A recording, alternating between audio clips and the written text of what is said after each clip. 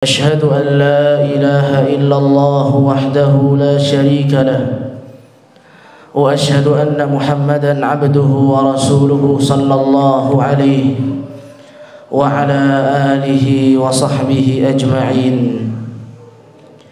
فيا أيها المسلمون، أوصي نفسي وإياكم بتقوى الله فقد فاز من اتقى. كما قال سبحانه وتعالى: يا أيها الذين آمنوا اتقوا الله وقولوا قولا سديدا يصلح لكم أعمالكم ويغفر لكم ذنوبكم ومن يطع الله ورسوله فقد فاز فوزا عظيما. Kaum muslimin sidang Jumat rahimakumullah, marilah senantiasa kita tingkatkan ketakwaan kita kepada Allah Subhanahu wa taala dengan menjalankan apa yang diperintahkan oleh Allah Subhanahu wa taala dan Rasulnya sallallahu alaihi wasallam, serta menjauhi apa yang dilarang oleh Allah Subhanahu wa taala dan Rasulnya sallallahu alaihi wasallam, baik itu di dalam Al-Qur'an maupun sunnah-sunnah Nabi sallallahu alaihi wasallam. Kaum muslimin sidang Jumat rahimakumullah, sebagai makhluk sosial, manusia membutuhkan dalam menjalani kehidupannya di dunia teman yang sejati. Manusia pasti membutuhkan teman yang menemaninya di dunia ini. Teman yang sejati bisa dilihat tatkala seseorang sedang tertimpa kesusahan dan kesulitan. Tatkala seseorang tertimpa kesulitan dan kesusahan, sedangkan temannya tetap berada di sisinya, bahkan peduli dan membantunya, itu menunjukkan bahwa teman tersebut adalah teman yang sejati, teman yang setia. Kaum muslimin sidang Jumat rahimakumullah, namun kesulitan di dunia, kesusahan di dunia yang kita alami tidak seberapa dibandingkan dengan kesulitan kelak di akhirat, yang mana tatkala seseorang mengalami kesulitan kelak di akhirat, tak akan lagi ia peduli dengan orang lain, meskipun orang tersebut adalah orang yang sangat dekat dengannya tatkala di dunia. Ia akan pergi menjauh.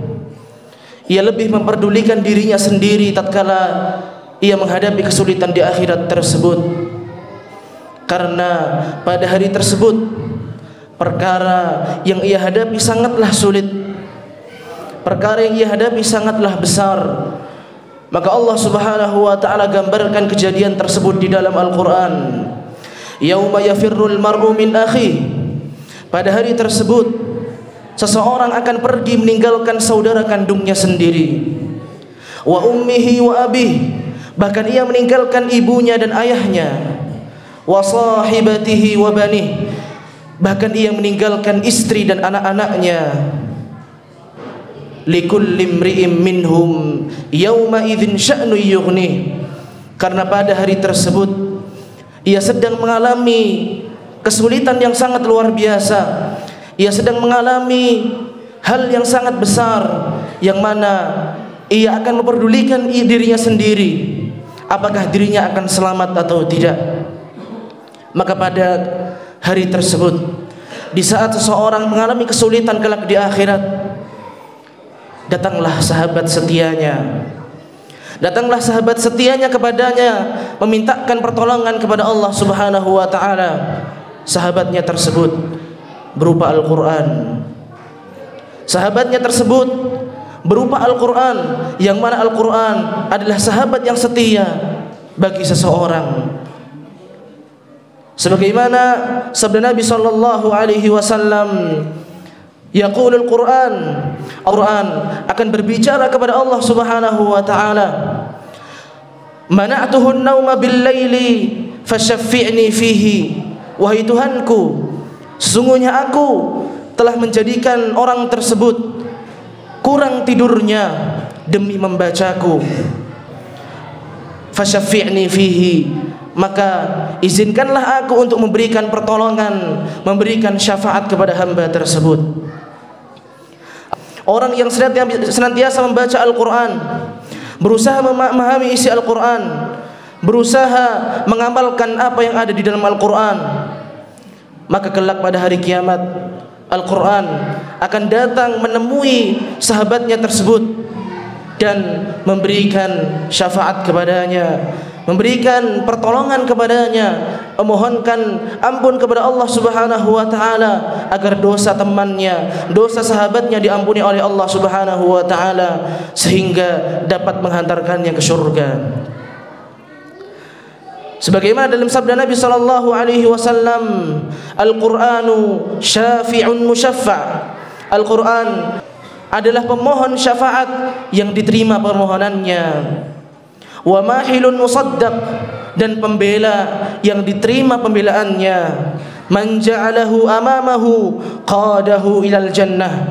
Maka barang siapa yang menjadikan Al-Qur'an di depannya, yang selalu menjadikan Al-Quran di depannya, ia senantiasa peduli dengan Al-Quran, qadahu ilal jannah, maka Al-Quran akan membimbingnya kelak menuju surga.